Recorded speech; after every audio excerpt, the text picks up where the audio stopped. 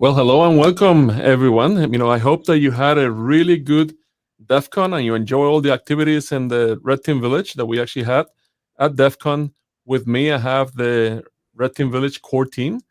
And without any further ado, I'm actually going to pass it right to Wes to go over an overview, of the CTF and what actually took place in Vegas. And actually, I'm virtually, not only in Vegas. Thank you, Omar, for the intro there. For the quals, I'm actually going to turn it over to Barry, let him kind of talk a little bit through of some of the amazing work that our team did on the quals, and then I'll jump into the finals a little bit later. You're on mute. First off, I just want to thank the team that put it together. There was a lot of work that we put into it. There's over a dozen folks that helped contribute to the qualifiers as well as the final scenario. Last year was full remote, so we put together a fairly immersive scenario based around an old movie called Office Space. And then this year we had 2 networks for every single team in finals, and the two themes there was Silicon Valley and The Office. And so this year we knew we had to run a hybrid event, and so we knew the assets were going to be up in the cloud, but we had a lot of logistics in terms of having an area there on the contest floor. We would interact with players. We knew that a lot of our players were international and weren't able to travel because of those restrictions. And so we wanted to make sure that it was accessible to everybody across the board. This year, we had a qualifying event that started the Friday of DEF CON and then rolled into Saturday. The break that we had in the middle there, you probably wouldn't do that in the future just because it was a little bit of a it was hard schedule wise. But we had a lot of players play that. I felt like our infrastructure was good. We had pretty much all new challenges, except I know that we used these older beginner challenges that we've done. They're not really worth a whole lot of points, but we like to have something for everybody on the qualifier. We took those top 20 teams. We announced who was progressing forward into finals. We took a 1-hour break, which may have not been enough time for everyone to recoup. And then we went right into finals, and we had 20 teams advance. So we actually deployed 40 networks out into AWS. We really loved the feedback we got from the players in the DEF CON Discord channel. It was great to actually meet some of the players that were there in Vegas. I know that there's a couple folks from different teams and finals that we've only talked virtually, and so it was great to put a face to a name or to a handle. And so that was awesome. And then we left that network open overnight. Different teams were fighting their way through the 2 different networks. In the end, though, AI generated came out ahead. They secured a lead in the front. They were able to get past that initial fish, execute the supply chain attack, the software supply chain attack that then took them down into the other network. And for anybody who wasn't able to get eyes on those networks, we're actually going to show the network map. And I'm going to hand it over to Wes now, and he's going to talk through the scenario, what we built, and why. Thanks, Barry. So yeah, definitely, as Barry was discussing, a lot of similarities to last year in regards of the finals round, and a few repeat teams. So that was really nice, having that familiarity of those teams kind of coming back to us and understanding what that challenge is. So with that, with the finals, depending on, what perspective you had and how your team divvied it up, you probably saw a few different things. So what I'm going to show here is actually like the network map, and to kind of give you an idea of how we kind of designed this. So this isn't the final map, but this is pretty close to what we came up with, and then went into actual, devving this out and building this out, and some kind of tweaks on here. So, some of the names, like the final challenge or whatever, we obviously figured that out. So we'll go through here. At the beginning, there's a lot of issues on the, getting your payloads to land and execute and not getting caught by Defender. So that was, I think a learning event for everyone. And then with that, once, if you're able to get actual foothold and get going with the actual payloads, we disabled Defender on that. But once you get that initial foothold, then you're kind of in that network, and then you're able to start poking around. So we had quite a few different things on there. We tried to, litter the box with kind of clues as you go along through the scenario. try to understand some of the different pieces.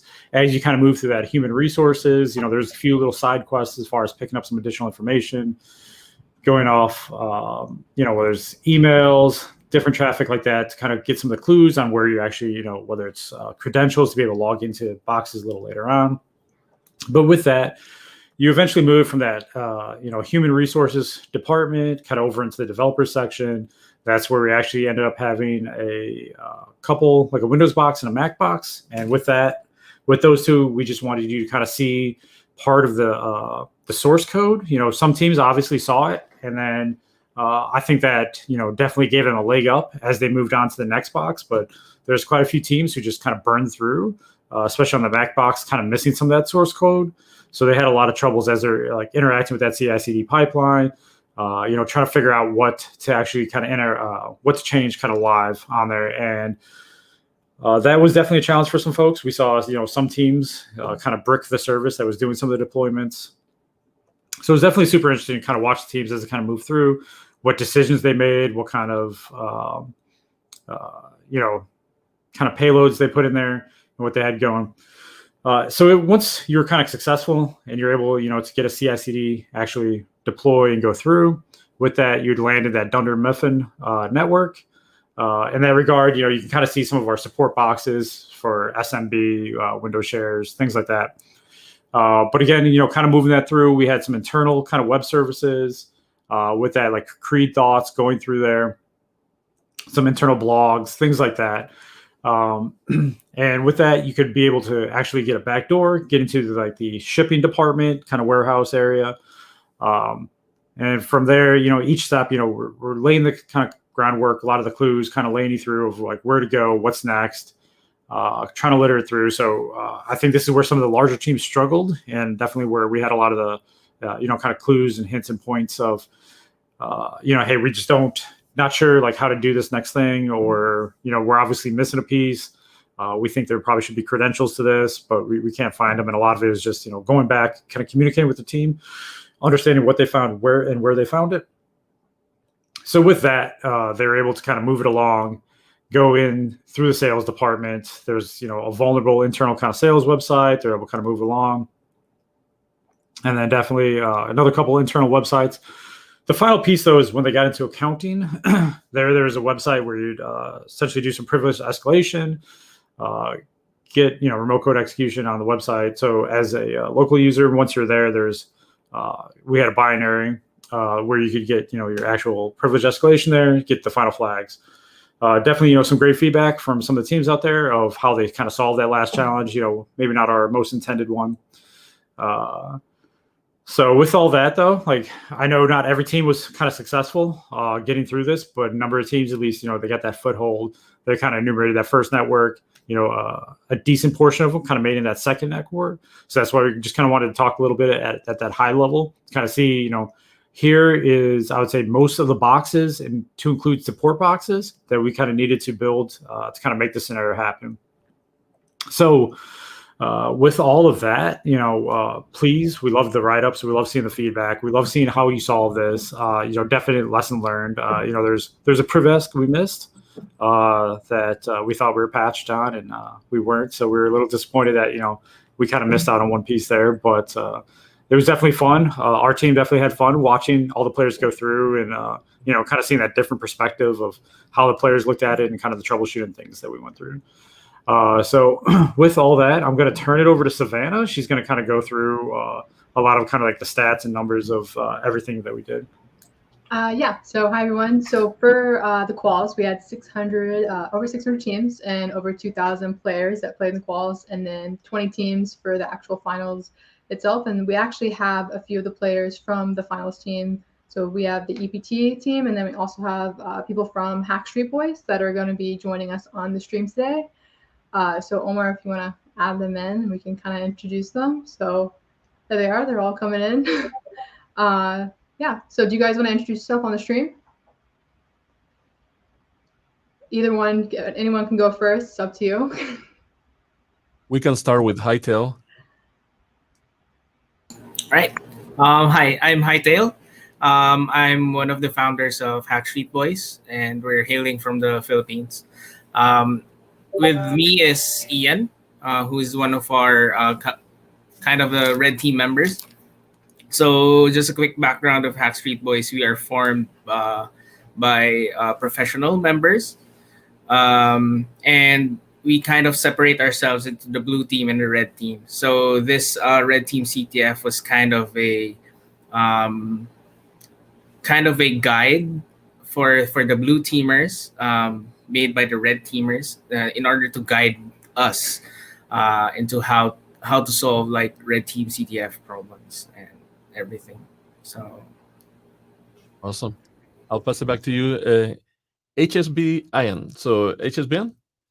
Hi, thank you, Omar. So, I'm Ian. I'm one of the members of Hack Street Boys. We particularly play capture the flag events and try to enhance our skills through these challenges. Awesome. And EPT? I think you're on mute. And once again, actually, for those of you watching, Yeah, I'm part of the EPT team, and we're a team. awesome. No, I'm not on mute now. Do you hear me now? I can hear you now. Mute? No, we can hear you. Thank you. Well, yeah, I'm one of the teams, one of the members of the EPT team. We are.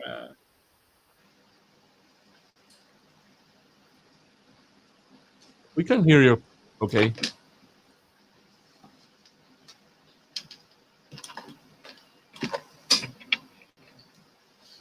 And while we, solve the technical issues there, first of all, is actually thank you guys.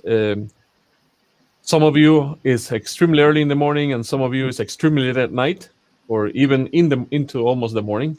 So thank you for making the timing here. So I'm gonna pass it back again to you, and one more try, EPT. All right. So there's another player that actually just joined, and I'm going only by your handle here, right? So Cymex73. Yeah. Hello. There you go. Yeah, my handle is like hard to pronounce. I know. I'm Simon Simex from Marriage Generated. Yeah.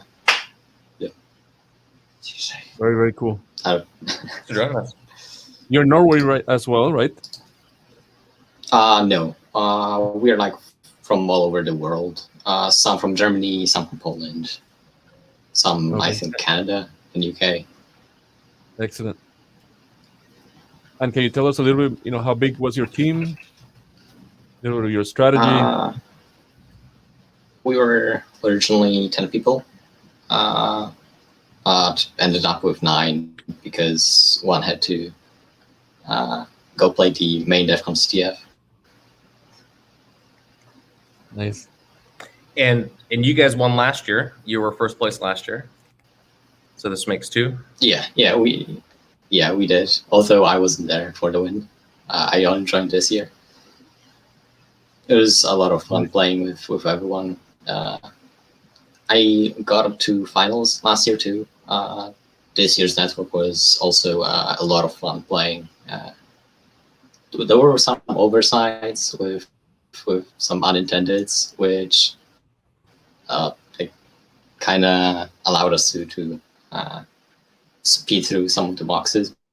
But overall, it was a nicely designed network, and we really enjoyed it. Nice. I love hearing that. If I would ask a question to all of you, what was the favorite part of the CTF for you? Like the favorite challenge, or the most challenging one, or anybody?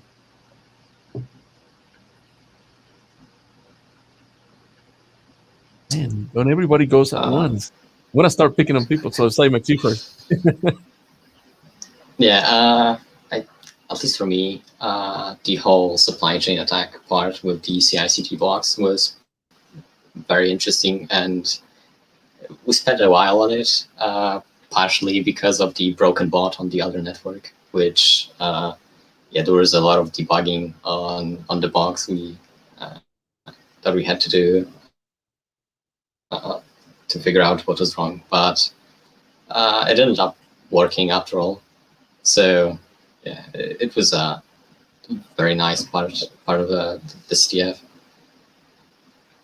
Very cool. How about you, Hightail? The supply chain attack as well. It was very interesting for us. And coming from a blue team background, it's actually my first time to actually experience it, like firsthand.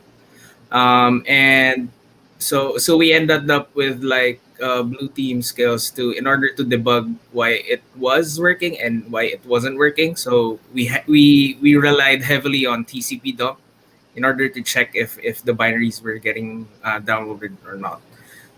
So yeah, it was really fulfilling and challenging for us.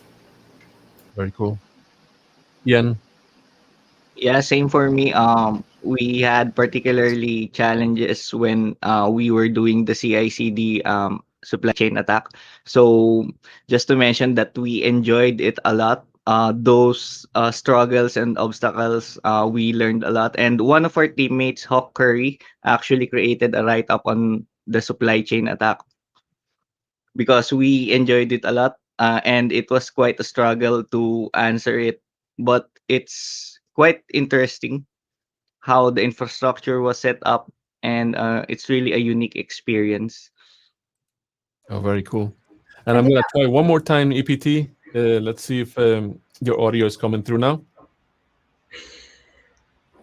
Yeah, we can try one more time. Do you hear me better now? Or? Perfect. We can hear you. No. At least for 2 seconds. One of the members of the team of colleagues in one company in Norway, and as the other here had said, we had a lot of fun doing this. So we ended up hiring a cabin, so everybody joined in the same cabin. So it was quite fun, and we had a lot of fun with the challenges. So and we had the same kind of big challenge with the supply chain attack. So that was really nice. I think we went a big detour in owning and routing the box. We were root on it, the build server, before we. Yeah, and as a matter of fact, I'm showing a picture of that cabin, right? Yeah, that's the picture of one of the team members. Yeah, that's the cabin. That was the conference room between the two cabins that were built together like one big cabin. So we had, it was quite fun. That's very cool. I'm jealous. We definitely took some inspiration from you all last year, because we saw the cabin and we were doing it all remote, and we were like, we need to come together and do this all together and not spread out next time. So we were super excited. We got that Airbnb kind of off the strip. It kind of twofold purposes. All the streaming that we did, as well as kind of have all the team together. It's kind of take a cue out of your playbook and do all the logistics and everything, and build some camaraderie there. So thanks for the idea. Yeah, I can really recommend it. It's super fun. It makes it like twice as fun it remotely, separately. So if you're able to, just do it. Very, very true. And once again, thank you for participating.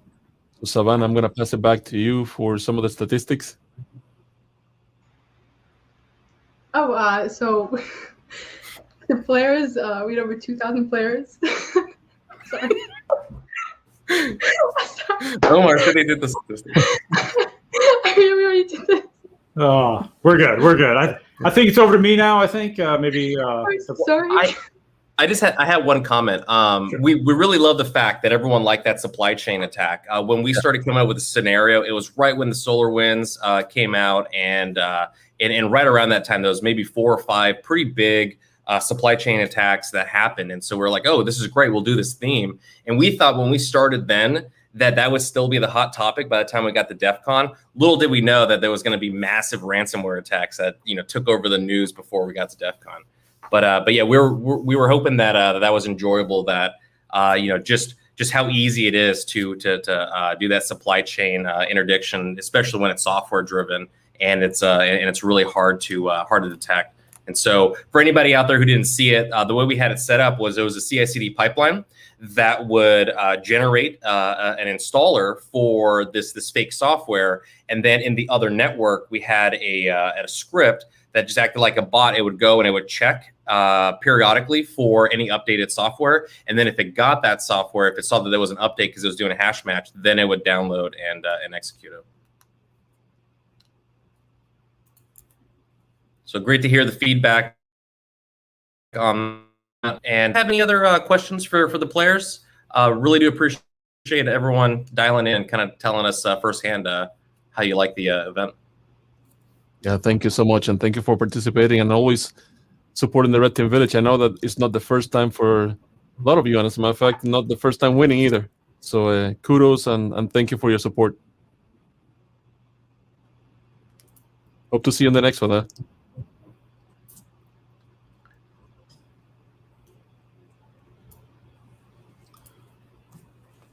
All right. So with that, we just want to kind of thank everyone that kind of participated in our prize giveaway, kind of filled out our forms, everything else. So, big shout out to Sector 7.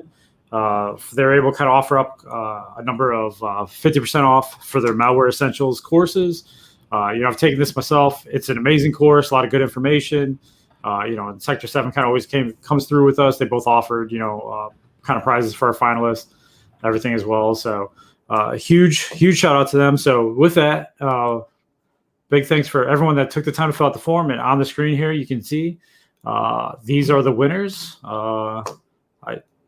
were trying to pronounce them earlier. I'm not going to attempt to read them now, but big thanks if your name's on here. You won one of the 50% off coupons for Malware Essentials from Sector 7. And with that, we'll also reach out directly to you and let you know that you won. So again, big thanks to Sector 7. Awesome. I just want to remind everyone, you'll get an email from Ponypie with the prizes. So they'll be coming out from Ponypie. And I'll go ahead and switch it back to Omar to go ahead and go through the sponsors. That's awesome. From now on, from this stream onwards, we're going to pronounce Pony IP as Pony Pie. He's dyslexic, so it's nothing personal. Just his dyslexia. It's Pony Pie. So he spells it wrong. That's the reason that we're laughing, behind the scenes. So, but thank you again, Sector 7, and as a matter of fact, thank you to all our sponsors. Without you, none of these would be happening. Not only the impact to the Red Team Village, but the impact to the community as a whole, right? So our goal is to always have, an industry-wide, international, opportunity for people to learn, and that's actually our mission. It's actually to bring learning environments that you can actually practice your skills in a safe environment, learn from each other, collaborate, and network. So I'm gonna share real quick, all our sponsors, a lot of them in here, right? From Sector 7 to Bishop Fox to Hack the Box to Optiv to Spectre Ops, and the list goes on and on, right? So thank you. And with that, I think that is everything that we had for today. Any quick round table if I miss anything? If not, thank you again. Yeah.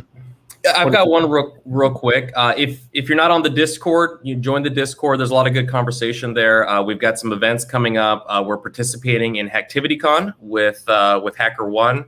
That's going to be in a little less than a month now. So we have that CFP open if you've got a talk. Also for the different events that we get involved with, it's all just volunteers jumping in. So if you've got something you want to talk about, maybe you want to run a workshop or help with the CTF, please reach out on Discord and we could always use the help. You remind me of the biggest thing in there, of course, our next event, and let me actually share that in the screen real quick. As Pony IP mentioned, please, participate in this event. It's a conference, even though it's hosted by HackerOne, it's actually built by the community for the community. We're gonna have tons of speakers, multiple villages. We're not the only ones there as well, and The CFP, as he mentioned, is actually open. And if you also click on the little icon in the screen, it will take you to this page. And it's September 18th. And again, it's an international conference and it's free. So with that, thank you again for all your time. And I'll see you on the next one. Bye, everyone.